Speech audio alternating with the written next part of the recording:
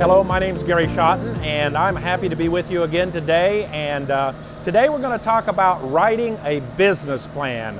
Wow, that's kind of like budget and diet. Who likes to write a business plan? Horrible.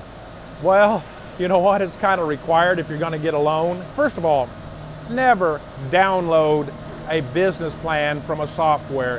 One size does not fit all. You miss the whole point if you're downloading something. Number two, don't pay somebody else to write your business plan for you.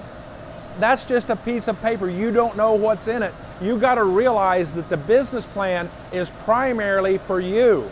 You think it's to give to the bank, but it's for you to put down your thoughts in a logical fashion. And I will tell you, a good banker will know whether you have written it or where you paid for somebody or downloaded it, because they're going to ask you some questions and you need to understand it. It's not like the thesis at the end or term paper at the end of a college class.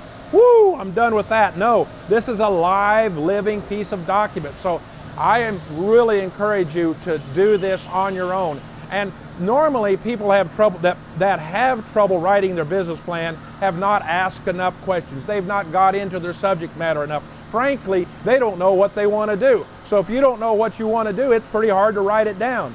So if you can formulate your thoughts after you've done kind of a feasibility study or after you've done some significant investigation, it'll be a whole lot easier.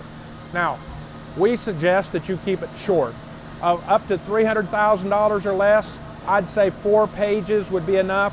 I had a business of $2.75 million on this business right here, and I had 8 pages. That's all, not 88.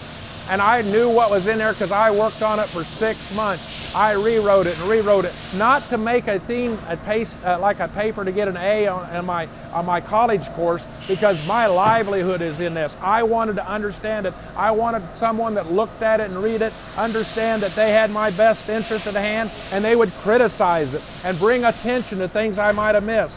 That's what you want. Now, there's 2 major parts to a business plan, typically. There's the written text, and then there's the financial statements. Now, the financial statements has another class all of its own, and I will do that, but I'll refer to the profit and loss, also known as the income statement, as our main document in reference to the business plan. So, I like to say that if you're writing your business plan in your native tongue, your native language, again, keep it short. Keep the first sentence exactly, concisely what you're planning to do. Practice that in speech. It's called an elevator speech. If something that you can say in 1 sentence that totally encapsulates what you're planning to do. I'll try to leave a little time to give an example. Now, then your next of your pages, a total of 4 pages, would be following the format of your financial statement. Your financial statement is basically starts with income, and then below that, per month, month by month, it shows your direct expenses, and below that, your month by month, it would show your overhead expenses. So I suggest after that first sentence that you start explaining what's going to happen for income. Oh yes, you should include the corporate structure. Are you a corporation? I would want to know that. Are you a sole proprietor? Do you have other investors? Because that's very important to me if I'm looking to invest with you. But then I'm going to start with the income. How are you going to get income? What mechanism are you going to use to trace the income? How are you going to document that income? And that's going to start matching that financial statement. And then you're going to talk about your direct expenses. And then you're going to talk about your overhead expenses. Now, let's do as quick as I can. Let's say I'm talking about a restaurant. And on my first sentence, I've said something like this. I plan to open a Chinese restaurant located at the corner of this corner and that, indicating how ritzy this is going to be.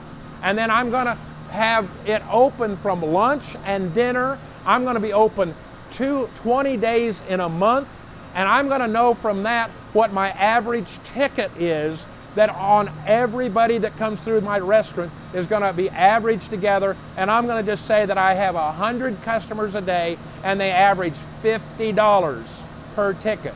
Doesn't matter how many ate. Doesn't matter if there's a group of 15 or just 1. average them together, because you're going to have to monitor this. Are you on track with that? So I would say that I'm basing my financials on 20 days a month, 100 customers a day, $50 a ticket, and I would multiply that out. I'll try to do it 20 by 50, that'd be $5,000 a day, and times 20 should be $100,000.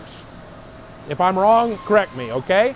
But that would be your income. Now, what's your expenses? I would have studied and known that the raw food cost is one of my base expenses. So I would know that that's going to be roughly 20% of my income is going to be for food. Can't be much more than that, or you're going to go broke. So if I have $100,000 in the first month as income, then I'm going to have $20,000 in expense. And what other direct expenses do I have? Well, I'm going to have a cook.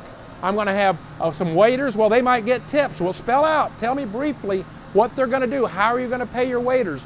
If I was to shut down the doors and that my direct expenses went away, these expenses would not be there. But I have overhead. Then tell me that. Based on my investigation and asking questions, I've determined that my rent is going to be $4,000 a month or $2,000 a month. My utilities, write it down, use numbers, let me read it, let me know that you know what you're talking about. If I'm going to ask you how you got your numbers, you should be able to point to that text.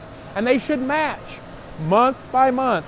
That what I've just described was your text, match with your financial statement. It's kind of like another language. If I'm learning Spanish, I know what agua is. It's water. If I know in my text statement, written it in my native language, English, then I know my financial language, that would be my income. So I make those match all the way down the line. Last but not least, if you've got more information like a recipe or your history or employment, put a lot of stuff in an appendix. Don't clutter me down. Don't make me read a whole document that's 50 pages thick just to loan you $300,000. I want to get to the point. I want to know that you know what you're doing. I want to know that if I ask you a question, you wrote your plan and you understand it. Because I'm not investing in that plan. I'm investing in you. I'm investing in your ability to scrape through good times and bad times. But it starts with a business plan. It's not optional.